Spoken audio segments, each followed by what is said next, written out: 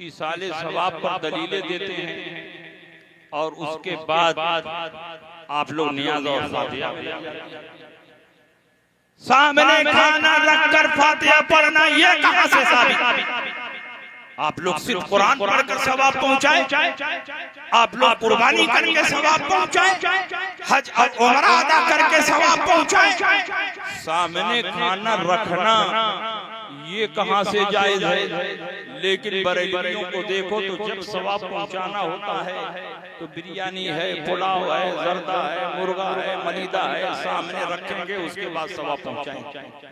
हम कहते हैं सामने खाना रखना कोई जरूरी नहीं, कोई फर्ज और वाजिब नहीं। किसी आलिम ने ये नहीं लिखा कि सामने खाना रखना जरूरी है, सामने खाना नहीं होगा तो सवाब नहीं पहुंचेगा। लेकिन किसी ने अगर सामने खाना रख दिया तो उसको बिदअत और शिर्क बताना ये भी जहालत है। नबी अकरम सल्लल्लाहु अलैहि वसल्लम की बारगाह में हजरत अनस इब्न मालिक की वालिदा मोहतरमा ने मालिदा बनाकर, ये हदीस बुखारी में भी है और मुस्लिम में भी है। हजरत अनस इब्न मालिक की वालिदा मोहतरमा का नाम है उम्मे सुलैम। ये हुजूर अलैहिस्सलाम की बहुत चहीती सहाबिया हैं, बहुत बहादुर सहाबिया हैं, बहुत सलीकामंद सहाबिया हैं। नबी अकरम सल्लल्लाहु अलैहि वसल्लम इनके मकान पर तशरीफ ले जाया करते थे। एक दिन उम्मे सुलैम ने नबी अकरम सल्लल्लाहु अलैहि वसल्लम के लिए मालिदा बनाया। आप मुहर्रम में मालिदा बनाते हैं लेकिन आप सादा मालिदा बनाते हैं। उम्मे सुलैम ने बहुत कुछ डालकर मालिदा बनाया, उसमें दही, घी, खजूर, पनीर और भी बहुत सारी चीजें मिलाकर मालिदा बनाया और बेटे से कहा बेटे ले जाओ, नबी की खिदमत में पेश करना, मेरा सलाम पेश करना और कहना कि मेरी माँ ने खास तौर पर आपके लिए बनाया है, या रसूल अल्लाह इसे कबूल फरमा लें।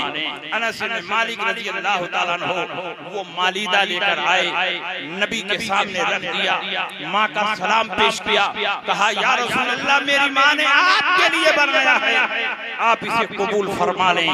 नबी के सामने मालिदा रखा हुआ है, हुजूर अलैहिस्सलाम खा नहीं रहे हैं बल्कि हुजूर कुछ पढ़ रहे हैं। जब पढ़ने से फारिग हुए तो अल्लाह के नबी ने फरमाया ऐ अनस इब्न मालिक जाओ 10 सहाबा को बुला कर लाओ। अनस इब्न मालिक गए, 10 सहाबा को बुला कर लाए और वो 10 सहाबा बैठकर खाते हैं। जब उनका पेट भर गया चले गए, नबी ने फरमाया जाओ और 10 सहाबा को बुला कर लाओ। वो आए, खाए, पेट भर गया चले गए तो फरमाया जाओ और 10 सहाबा को बुला कर लाओ। अनस इब्न मालिक का बयान है 10 सहाबा आते रहे, खाते रहे, आते रहे, खाते रहे, यहाँ तक के 300 सहाबा खाकर शिकम ज़ैर हो गए। तो अल्लाह के नबी सय्यद आलम सल्लल्लाहु अलैहि वसल्लम ने फरमाया ऐ अनस इब्न मालिक अब ये मालिदा उठाओ, अब ये खाना उठाओ, अपने घर ले जाओ, अपनी माँ को सलाम कहना और कहना कि नबी ने तुम्हारा हदिया और तोहफा कबूल कर लिया है। अनस इब्न मालिक का बयान है जब मालिदा उठाया तो ये देखकर हैरान रह गया कि 300 सहाबा के खाने के बावजूद जर्रा बराबर उस खाने में कोई कमी नहीं हुई है। लगता है खाना पहले से और बढ़ गया है। ये हदीस जहाँ नबी के मोजज़े को साबित करती है, नबी के इख्तियारात और तसर्रुफात को साबित करती है, नबी के कमालात को साबित करती है, इस बात को भी साबित करती है कि सामने खाना रखना भी जाए, उस पर पढ़ना भी जाए और पढ़ने के बाद मुसलमानों को खिलाना। नबी के सामने खाना रखा गया तो रखने का सबूत हो गया कि नहीं हो गया? और नबी ने उस पर पढ़ा तो पढ़ने का सबूत हो गया, और नबी ने सहाबा को खिलाया तो खिलाने का सबूत हो गया। तीनों बातों का सबूत मौजूद है। खाने को सामने रखना, खाने पर पढ़ना और पढ़ने के बाद मुसलमानों को खिलाना, तीनों बातों का सबूत इसमें मौजूद है कि नहीं?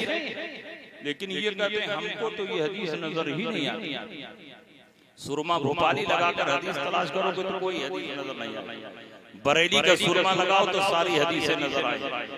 अगर हदीस देखना है तो बरेली का सुरमा लगाओ, और हदीस समझना है तो इमाम अहमद रज़ा की तरह अपने दिल में इश्क़े मुस्तफा पैदा करो। इश्क़े मोहम्मद जो पढ़ाते हैं बुखारी, आता है बुखारी। नबी अकरम सल्लल्लाहु अलैहि वसल्लम ने सामने खाना रखा, नबी ने उस पर पढ़ा, पढ़ने के बाद नबी ने सहाबा को खिलाया। तो तीनों बातों का सबूत उसमें मौजूद है कि नहीं? अब इससे बढ़कर और क्या हदीस चाहिए?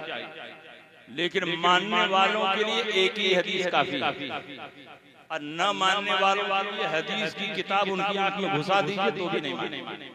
पूरी बुखारी शरीफ उनकी आंख में घुसा दीजिए तो भी कहेंगे कि नहीं हम नहीं। अब आप बताओ, एक साहब ने सवाल किया कि नबी ने क्या पढ़ा था ये भी बताइए। मैंने कहा नबी ने उस पर क्या पढ़ा ये न बुखारी में लिखा है न मुस्लिम में लिखा। बुखारी में इतना लिखा है जब सामने रख दिया गया सुम्मा क़ाला फ़ीही माशाअल्लाह, और बुखारी मुस्लिम में है सुम्मा तकल्लमा बिमाशाअल्लाह।